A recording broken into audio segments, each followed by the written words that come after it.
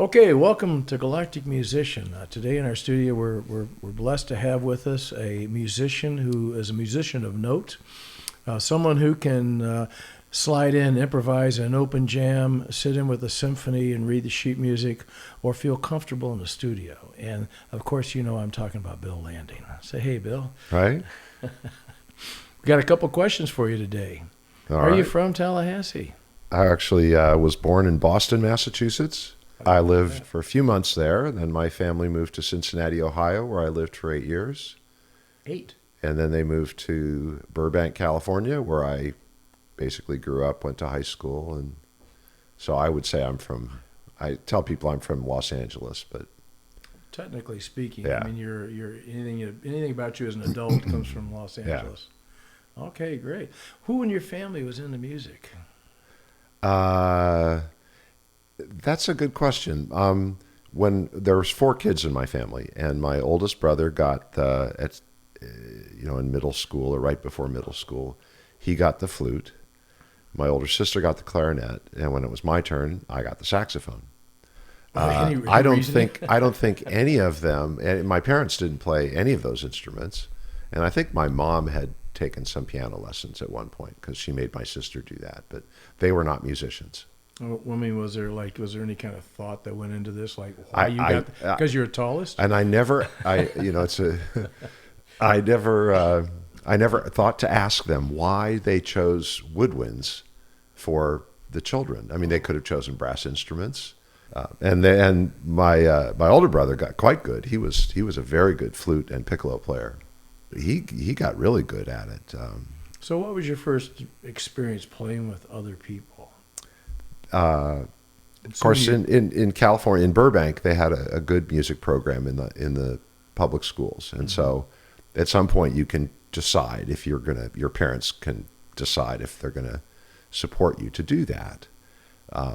So all of us were, and then at some point, my older brother got into a youth community band. So it was not associated with the middle school or the high school, but it was called the Burbank Police Boys Band, and we wore policeman-style uniforms, and they marched and played, and they were very, very good. There was a lot of competition in, I would call them, these are like community bands in the LA area. And the Burbank band was a really good one. So my older brother did it, and then eventually I got a chance to do it. And so I, had to audition, and we rehearsed at least once a week. We had marching practice. And this was all before middle school, or in middle school. So you had taken lessons. You read music. All by this time, you were structured music. Yeah, no, my parents had a music teacher who would come to the house once a week and give me a lesson. I just remember telling him that I didn't want to play the music the lessons that he wanted me to learn. I said, I want to play what I hear on the radio. Like every kid. Motown was going crazy, coming out of the Elvis and Motown, and there were saxophones in all of that music. I said, I want to play what I hear on the radio. And the teacher was like, oh, that's not real music. You can't play that. But yeah, I played all through middle school and high school, learned how to read music, played all the saxophones. I tried bassoon one time, but I couldn't do that. Is that the one that's got the little bitty? Well, it's got a double reed. Yeah, okay. But the fingering is different. I wanted to play in the orchestra because they don't use saxophones in the orchestra. So in high school, I was playing in the band, and I wanted to play in the orchestra. So the only instrument that I could pick up that I could do reasonably well quickly was bass clarinet. Mm-hmm. So I played bass clarinet in the symphony, or the orchestra in high school. High school. Now, did you pursue it when you went into college? Not really. I went to back then, if you qualified to go to one of the University of California campuses, it was free. So I went to UC Santa Cruz. I took my saxophone. I had a really nice tenor saxophone. I took that with me, and I played it a little bit the first year or two that I was there. But then I started playing a guitar, and so that was more of a I don't know, an easier thing to do around other people was to strum a guitar. Oh, So take me back, folk music and stuff. Yeah, exactly. I've always known you as a saxophone player. well, I'm not a very good guitar player, but I can strum a few chords. Oh, okay. So you were singing with the girls and everything in the hallway? 'Cause that's did. what I was doing, let me tell you. Then I went to graduate school at the University of Washington in Seattle to study oceanography. And I took my saxophone with me to Seattle. And I don't think I played it once in the 3 years I was up there. But we played guitar. One of my roommates and I, we would play guitars, and we'd go to the graduate student parties with our guitars and entertain. But I remember when, because I met my wife, Kathy, when I was in Seattle. We were both in graduate school up there. And I wanted her to come back to California with me to work on my PhD. And I joke that I pulled my saxophone out from under the bed, and she said, "What's that?" And I said, "Well, that's my saxophone." After 3 years. Yeah, I mean, I honestly, I don't know that if I certainly didn't play with any groups up there. I mean, I would remember that, and I don't think I did. Well, I got to ask you a question now. Where is this? Oh, that's our high school jazz band. Okay, now I'm gonna guess you're the tall one in the middle. In the back, 6'6". with the long bushy hair. Oh, the long blonde hair. Curly. Yeah, that's me in the middle in the back. It was the kind of the center of that picture is some really good players. And Keith and I still stay in touch with them. Wow. When I went to my 40th high school reunion and then my 50th high school reunion, and I got together with all those guys, and we went to Mike's house and played music. It was great. Wow. That From was high great. school. Yeah. Oh, you're fortunate. Yeah. Well, I hadn't seen him for 40 years. So you'd forgotten all of that. Well, I just, I happened to be in California, and my 40th reunion, I hadn't been to any of the reunions, but the 40th reunion was happening, and I was going to be in the LA area that weekend. I thought, well, I'll go. So then I immediately looked up those guys and said, let's get together and have a jam session. I hadn't played music with them in 40 years. Yeah, wow. But it was really fun. Well, like I mentioned earlier, I said you fit well into an orchestra with scripted music or into a band with a jam session or studio. It seems to be really true. When did you first start working with bands? I mean, no, I say bands, freelance bands, rock and roll bands. Yeah, it was when if you study Jazz. music in middle school and high school, you learn how to read music, and that's what you do as a horn player. And I was good at that. And then when I was working on my PhD, I'd gone back to UC Santa Cruz. I thought, I'm going to forget how to read music. So I started rehearsing with the concert band at the university and started playing more. But still, it was all written music. Mm-hmm. I didn't know how to jam. I didn't know how to improvise. I had taken a couple of jazz classes over the years, but I really wasn't very good at it. So when I got here to Tallahassee, got my job at Florida State, and I was looking for places to play. And there really wasn't much of an opportunity. At the university, there's tons of music going on, but it's organized around the students. It's not some faculty member from oceanography that can go and play music. How old are you at this time? Let's see. I started here. I was... Gosh, I must have been 32, 85. Yeah. Okay, well, I'm trying to get a picture for people that for the first 30-some years of your life, you never jammed. Not really. You never I mean, improvised? I played, we had bands in high school, but even then, like Blood, Sweat, and Tears was popular. Chicago was reasonably popular. And we would play, we'd play their stuff, but we'd write it out. We'd chart out the horn parts, and then we would just play them. So I didn't have to improvise. Well, I find you to be an exceptional improviser. I mean, you just, it really flows out of you. That's the reason I was so surprised. So that was frustrating that I didn't know how to do that. And I could probably fumble through something, but I really wanted to get better at it. And so when I got here, I found there was a regular blues jam session at the Pearl Oyster Bar, which doesn't exist anymore. Yeah, but it's classic But in this town. Yeah. there were every Monday night there was a blues jam, and musicians that I still interact with today were organizing it and running it.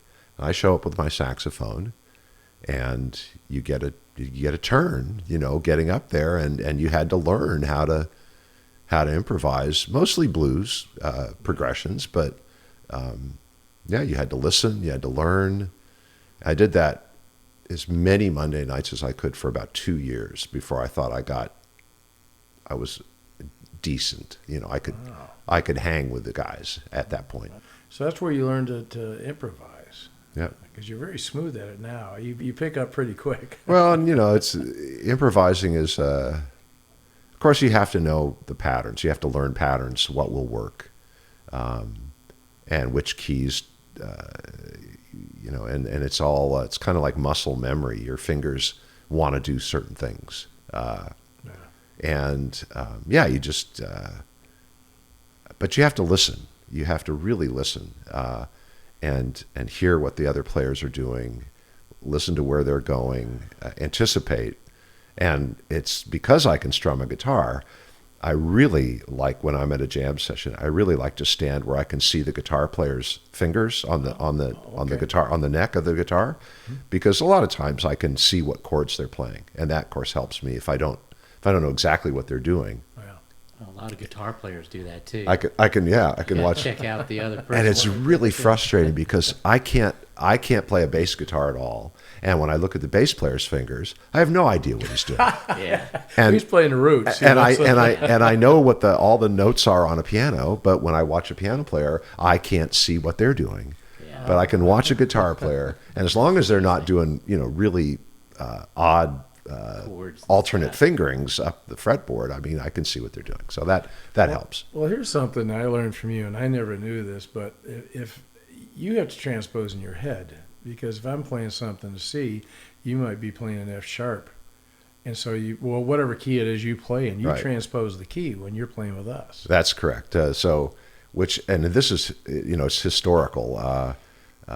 There's a lot of B-flat instruments, so clarinets, trumpets, cornets, tenor saxophones, soprano saxophones. They're called B-flat instruments. And so when you play what you would call the C note on that instrument, it's really a B-flat, a concert B-flat. So the B-flat on a piano or a violin, or they're concert instruments. Flute is a concert instrument. Trombones and tubas are concert instruments. So when you say, okay, I'm playing a B-flat, well, they play a B-flat, that's the note. I have to play a C.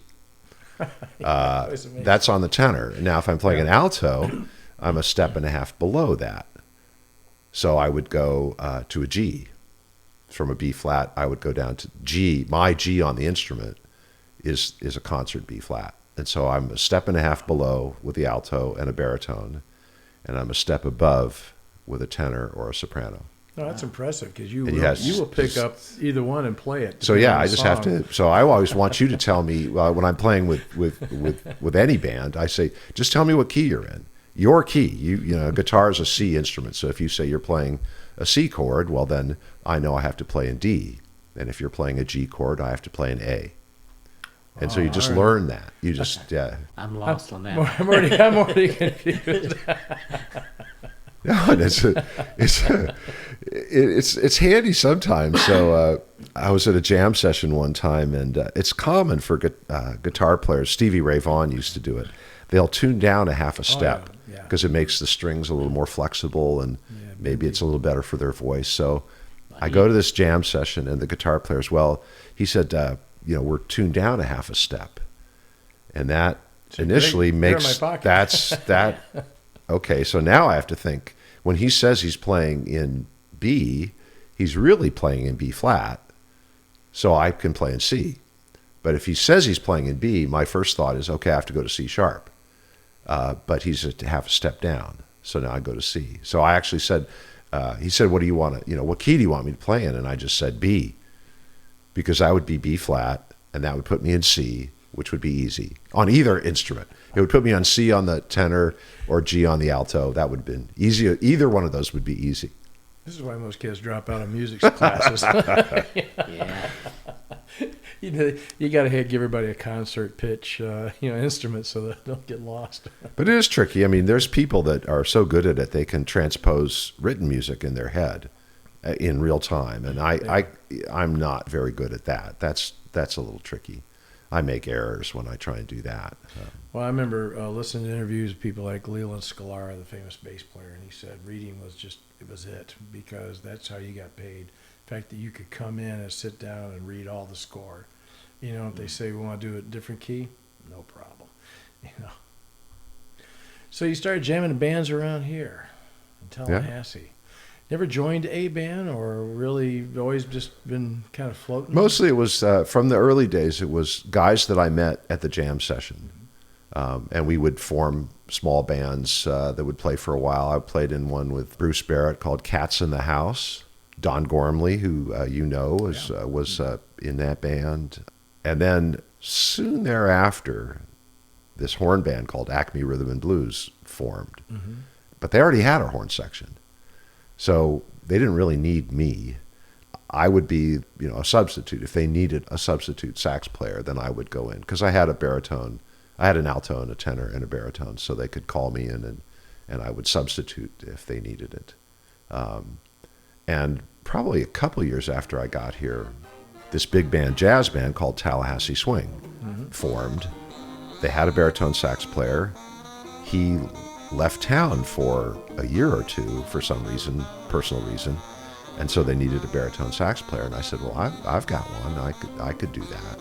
So I started playing baritone sax with Tallahassee Swing, and that was 33 years ago. So like something like this. Yeah, there we are. But yeah, that was a really fun band. We had great musicians, great singer. There's Cookie Dutton, Phil Lehman on the piano. Yeah, it was really a fun band. And we got invited. We used to rehearse at the senior center. So we rehearsed there every Tuesday night. And about once a month, we'd do a dance where we'd actually invite people to come in and dance while we played. And these two World War II veterans who were members of the American Legion Hall, basically across the street on Lake Ella, said, well, why are you just doing this? Why don't you come and play at the Legion every Tuesday night, and we'll have a dance every Tuesday night. Instead of a dance once a month, you could have a dance every Tuesday night. So we basically crossed the street and started playing dances at the American Legion Hall there on the shores of scenic Lake Ella.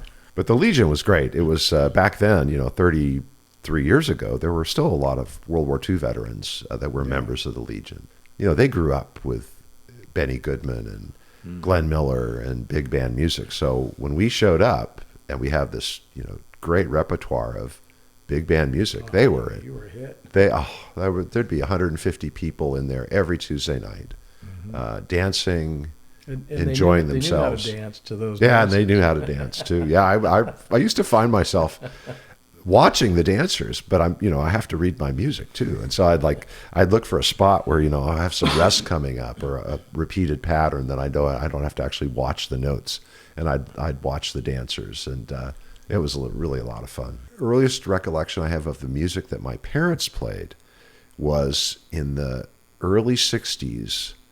When Chubby Checker introduced the twist. Twist, oh my God. And my parents would have twist parties. Oh, really? And I remember that. And I'm assuming that, when they were, kind of college age, that my parents went to big band dances. But oh, yeah. Glenn Miller would have been the thing of the day. Yeah. Tommy Dorsey, all that stuff, man. Wow. But that's what we do now with Tallahassee Swing. I mean, we have an incredible repertoire of that, all of that stuff from the 30s and 40s. You're still in the same chair, I guess. Yeah, I'm still playing the baritone, still playing the same instrument. Can I tell you the story of that? Please. Yeah. So when I went back to graduate school at Santa Cruz and I started playing music again, like as I said earlier, that I thought I was going to forget how to read music. So I was playing in the concert band at the school, and the director was a saxophone player. And we had 3 or 4 saxophone players. And he said, do you guys want to play saxophone quartet music? Wow. Which I'd never heard was a thing. I didn't know anything about it. And he goes, yeah. He says, well, yeah. And I didn't know what it would be. He said, oh, no, it's most of it is string quartet music, which has been rewritten for 4 saxophones. So we have a soprano and alto, which are the violin and viola. Tenor sax is kind of the viola, and the baritone sax is the cello. Right. And so they've rewritten all this classical quartet music for 4 saxophones.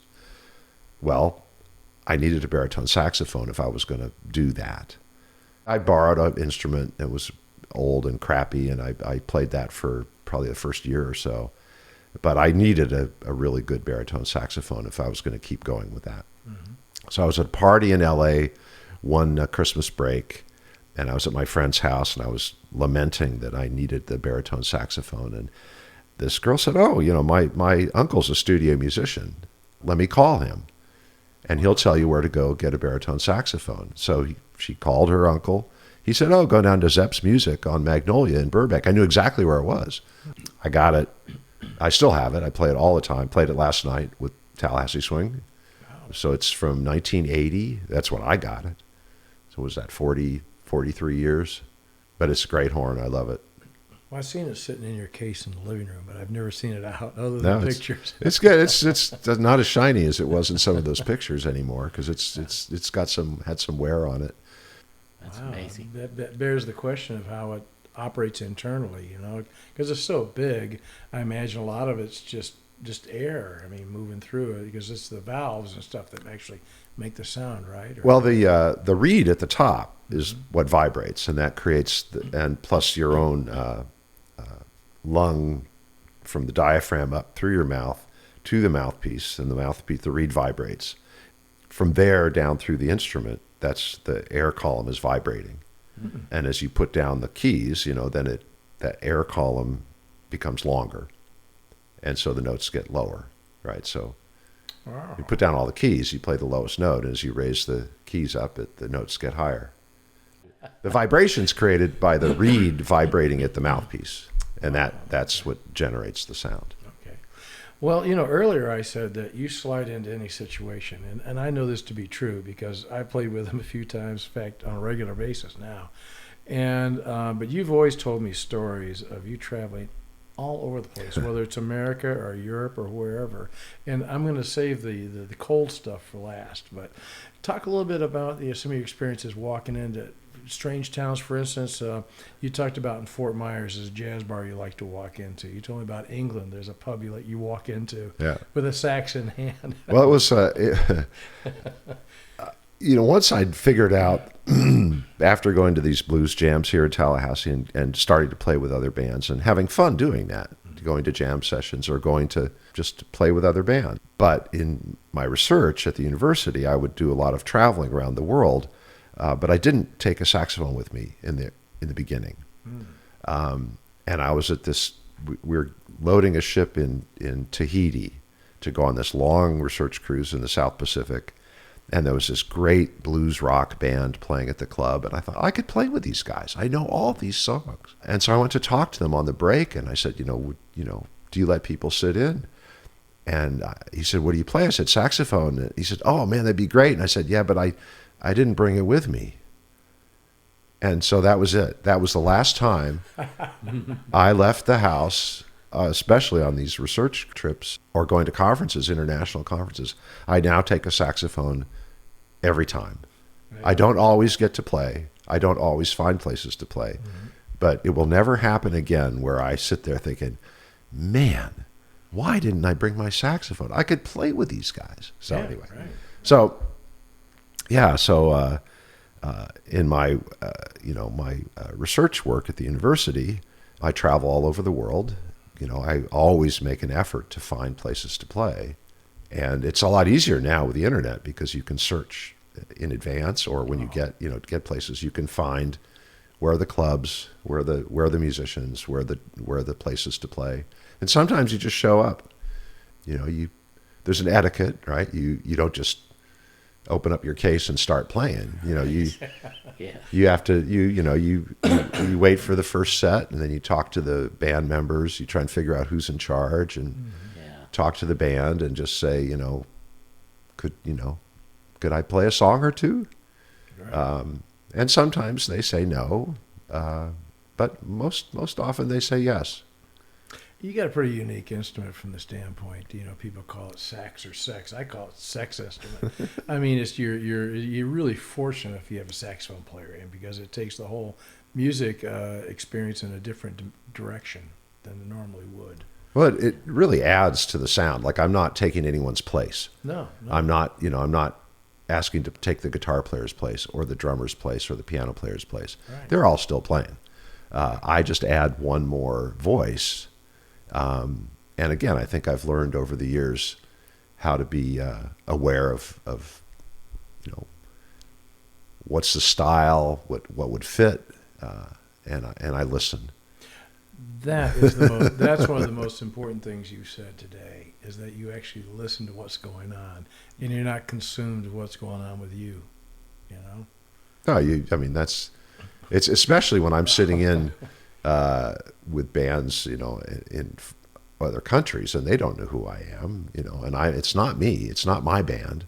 Right. And the evening is not about me, it's about letting me just join in on the fun, Add to and enjoy what they're doing, and hopefully add to it. Oh, I always think so. I mean, I don't know how many times you just watch, whoever's kind of directing the band, especially when you get to passages where there's solos, and they'll look at you. As soon as they look at you, that's your cue. Yeah. Okay, now it's your turn. Yeah. But you don't just start jumping on it and start playing. You have to wait till it's offered to Right. you. Yeah. Because to me it's such a generous thing for. If I'd have to say that's the one characteristic of all the playing that I've done in all these different places all over the world, is the generosity of the musicians. Mm-hmm. It's 95 or 99 times out of 100, they're generous and they'll let you play. It's occasionally they say, well, we really don't want that. Of course they don't know who I am. We don't let people come out of the audience and just start playing. And I understand that. Because Usually if sometimes it's a that doesn't friend. work out. That's too right. good. Yeah, if it's a friend or something, we'll say, yeah, come on, because we know who you are, Yeah. But I got to tell a story out of school, maybe, I don't know. But, how Bill slides in, how he can fit in, because you're not a show-off. He takes a line of music that adds to whatever's going on. He just doesn't break out and say, look at me, and I'm doing something completely, except for when we introduce the band, and then he does some Christmas tune or something in a blues song. But it does fit in. Now, he and I stopped out one night after practice to a jazz club, and we're sitting there at the bar, and there's some musicians of notoriety, I guess, in the jazz world. I don't know them because I'm not a jazz musician. And Bill goes, I really like that. And I said, well, go get your horn, man. You can sit with these guys. Yeah. He goes, no, these guys are really good. And I said, go get your horn. So he goes out of the car, gets his horn, comes back, and he's absolutely brilliant. Well, I thought you were brilliant, and so did the audience. So that's what's important. Well, that's I have to pick my spots. You might know as Brazilian bossa nova music, which is beautiful to listen to. The most famous is "The Girl from Ipanema," just an incredible song. It's beautiful. Everyone can sing it in their heads, but the chord structure is really complicated. It's really hard to play Brazilian bossa nova music. I find that difficult. Mm-hmm. So we were at a conference in Rio de Janeiro, and I had my saxophone, and this guitar player was just doing just beautiful stuff. And everyone else, go talk to him, see if he'll let you play. So I went up to him and I said, I would love to play with you, but you have to play really simple stuff for me. I can't play the complicated stuff that you're doing. It's beautiful, but I just, I don't want to screw it up. Play something easy. And of course he did, and it was great. And that night at the jazz club, I told the lead player, the trumpet player, I said, just play something easy. Well, that's I'm good at easy. No, still, it's a good gift. It's not easy. No, well, it is easy.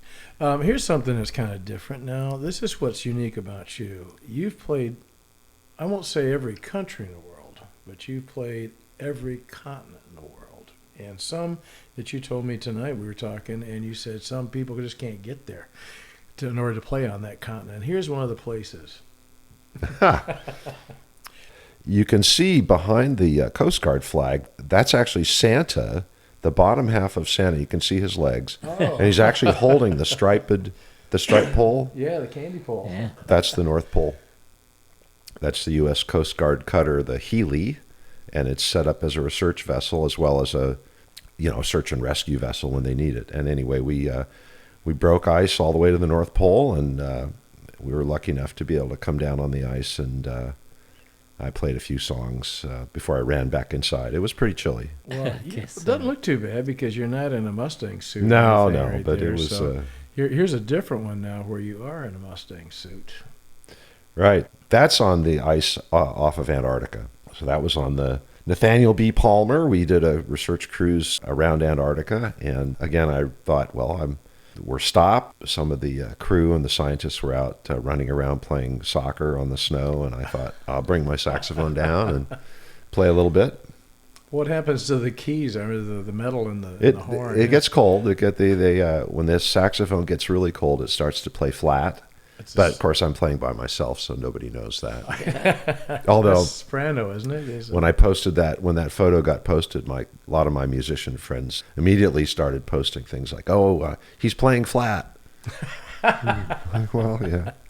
Where was this one taken? About to leave McMurdo Base in Antarctica. It's hard to get there. You have to have a legitimate scientific reason to get there, to be allowed to go to the U.S. base in McMurdo. So this is not like a military base. I mean, No, it was originally a it military comes and base. goes, Yeah, doesn't it? I think it was U.S. Navy originally, and now it's run by the National Science Foundation. So we flew down, and again, I took the opportunity to actually play in Antarctica. And so we talk about, yes, I've actually been lucky enough to play on every continent, and Antarctica's the hard one to get. And you might be the only one that's ever done that. Well, it'd be. First and only. This was another cruise in the South Pacific, and you get down to these areas where the floating ice, these are chunks of ice that have broken off the glacial ice, which is running off the continent out into the ocean. So this is just out there floating by itself. And it's a wasn't- huge, they're hundreds of feet high, and of course, 90% of the iceberg is actually underwater. Right. So that means they're hundreds of feet, 1,000 feet down in the water, this gigantic And chunk don't get of too floating close ice. to it because you'll. No, in fact, that particular photo, the ship was about at least 5 miles away from that iceberg.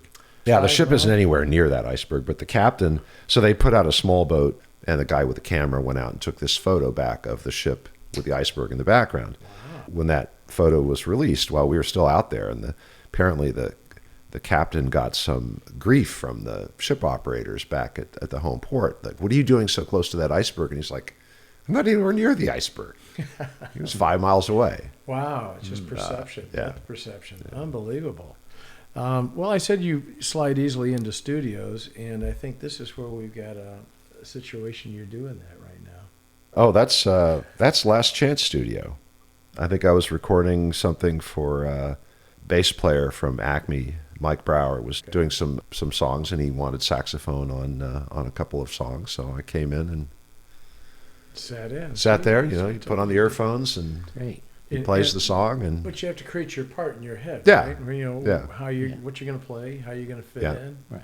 So this it goes pretty quick. I mean, you listen to it a few times, and then you suggest, well, I could try this, or I could play this or that, and you try different things. And I mean, the beauty of digital recording now is, you're not using a tape on a track on a reel-to-reel tape. It's all just digital, and you just you could do as many takes as you want, and you can save them all, and then choose the Yeah. one you like. You can choose what part of which one. Exactly. Well, that's what I usually do. Pick out the best part from each section. Yeah. No, No, you I did great there, but over here you create a new solo. Change it out. Yeah. No, I did. I was doing a colleague of mine who's a really good drummer. He's also a marine scientist. He's a professor at the University of Florida, and he wanted to do an album. So I went over and spent a long weekend at the studio over there took all my saxophones, played all these different parts, and then on one song, as I was playing it, I knew I played a wrong note. Yeah. And nobody heard it. Nobody said anything about it. And I go into the control room afterwards. I said, yeah, that was great. I mean, I really liked what I played, but I played a wrong note. And so they walked through slowly nudging their way through until they found the wrong note. I said, that's it. That's the wrong note. And he goes, yeah, watch this. Yeah, he cut that note out and replaced it with the correct note that I had played somewhere else along that path, and Right. I was like, oh, well, that was nice. I didn't have to try and replay the whole thing. I've seen so many guys, they'll grab the line and they'll pull it up, they'll bring it up to pitch, because it's a little flat, and they go in their mouse and just pull it so up. that's And I'm like, that's oh my that's God. because my early recordings that I did when I was playing with the saxophone quartet out in Santa Cruz, we recorded with a brilliant Hawaiian steel guitar player named Bob Brosman, and he really wanted to have saxophones on his recordings because it was from that style from right before the big bands. It was from the 20s. He was from the 1920s. That was his style, and it was all on tape. So we recorded stuff. And at one point, I had screwed up something, and I said, "Oh, we got to stop." And this was a live take. The whole band had to stop and restart, rewind the tape. And he said, Bill, don't do that. Just play on through. We could, we'll try and fix it later. But don't stop the whole band, the whole recording." I didn't know. Yeah. Well, that's so you were actually writing a new part for their music itself. Yes. There was no reading or any script that No, was written out. So you no. had We had to create rehearse that that. We had to, yourself. that was how you had to memorize what you were going to do. Yeah. And it had to be, he wanted it to play the same way each time. Okay, let's take it. Can you name these guys? Yeah, that's Acme Rhythm and Blues. If you go along the back, it's Kevin Ogden, Mike Brower, Greg Moore, he's the drummer. Mike's the bass player. Greg Moore is the drummer. Then me. And then in the front row on the left is Steve Van Gorder, keyboard player. Tom Buchanan, kind of in front of me, is a trumpet player. And Ken Gemmer. Oh, okay. What's Ken play? Ken's guitar player. Some of us are still playing today in a new iteration, but Acme as a band broke up, almost 2 years ago. Well, then I got to ask you a question. Is this next picture, is this from a few years ago? That's probably one of our last performances. Coming out of COVID, I think this was at Oyster City. I think it was the last time we played together. So that would have been a year and a half ago. Now, some of the same people in the Yeah, line? no, there's me, Tom Buchanan, Ken Gemmer, Kevin Ogden on vocals, Mike Brower on the bass, Steve Van Gorder on keyboard, and Greg Moore on the drums is hiding back there. Now we got something different here for you. I think this is, I recognize some of these people. I do too. For you, for sure, you recognize. That's the latest. That's the Keith Taylor Band. Also Pleased. at Oyster City, Yeah. which is a really fun place to play. They got a great stage. And the guy that you said you go way back with. So Don there's Don Gormley on the Yeah. keyboards. I've played with him for close to 30 years, off and on. Wow. Chip Michael on bass. There's Keith Taylor waving to the audience, and our newest vocalist Gaia Jones, Eric Loma on guitar, and on the back Howard Rich on drums. Yeah, captain of the infield, I always called him. In baseball. No, this is we're having a lot of fun with this band. It's a incredible mix of styles and songs, and adding Gaia Jones now that moved us. We've added a bunch of new songs that feature her as the female vocalist, and so it's a lot of fun. This is a publicity Here's shot. our little publicity shot. This was taken out at the golf course at Southwood. Actually, John, you shot the picture on this Oh, thing. yeah. Yeah, you were the photographer. Well, I've got a lot of video we can show of Bill playing the sax. Oh my gosh! So we're going to put a lot of that on there, a lot of solo things he's taken Yeah, we'll on. put a lot of links next to your thing. Yeah. Well, for any of you young people who listen to this thing, what's something you can tell them? I mean, what's some advice you can give them about learning your instrument? Because, so many kids want to be in a band, they want to play, but they don't know how to go about it. And sometimes school environments can really turn a kid off, because they don't want to be told what to do. They don't want to be forced into practicing.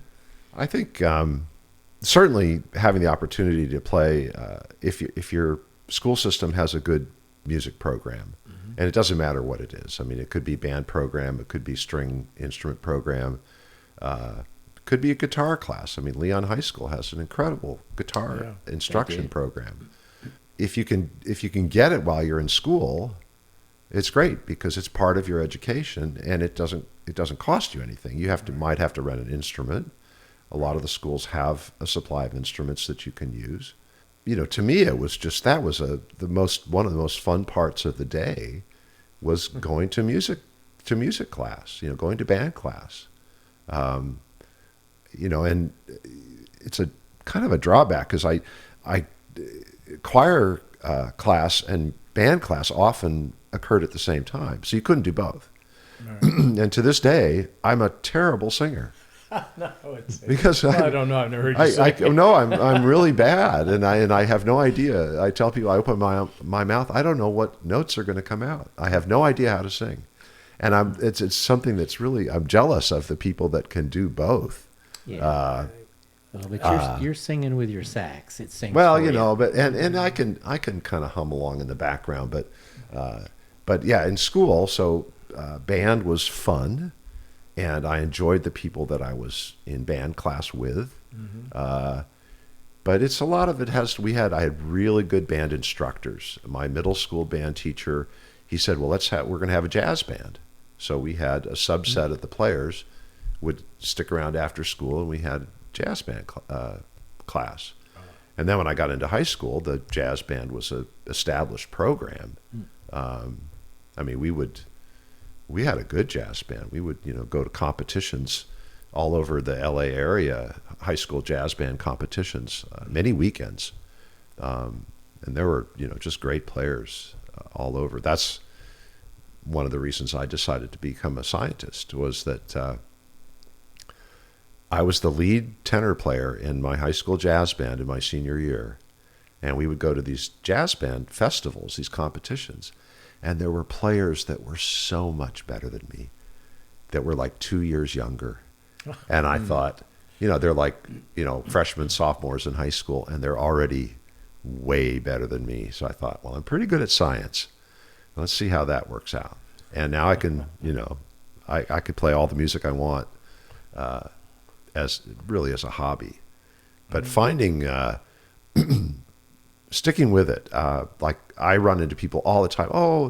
I played in my high school band. I played trumpet or clarinet or whatever they played in the high school band. So they learned to read music. Yeah. They learned how to play, and then they quit.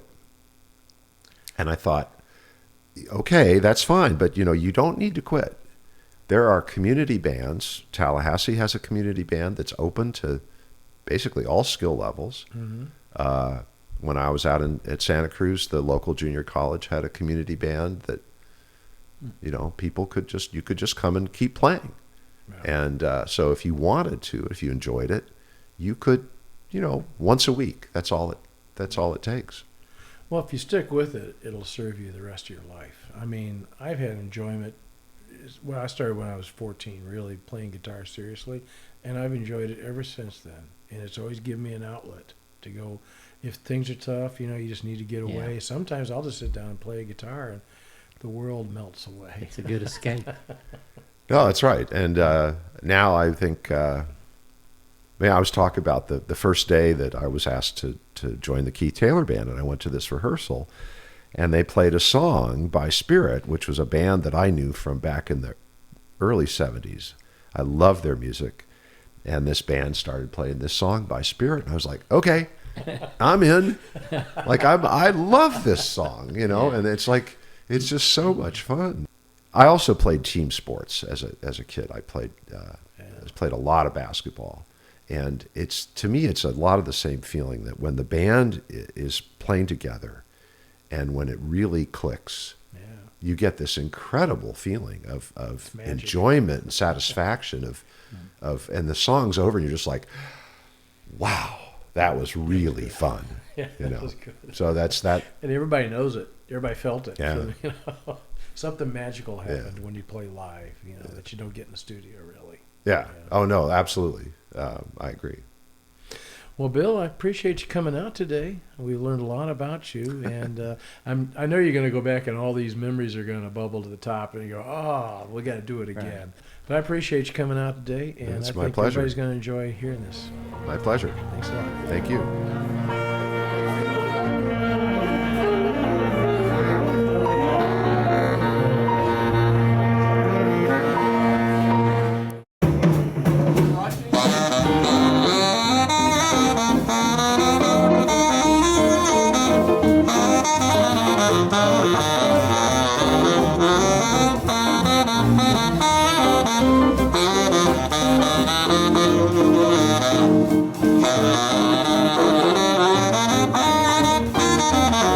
Thank you.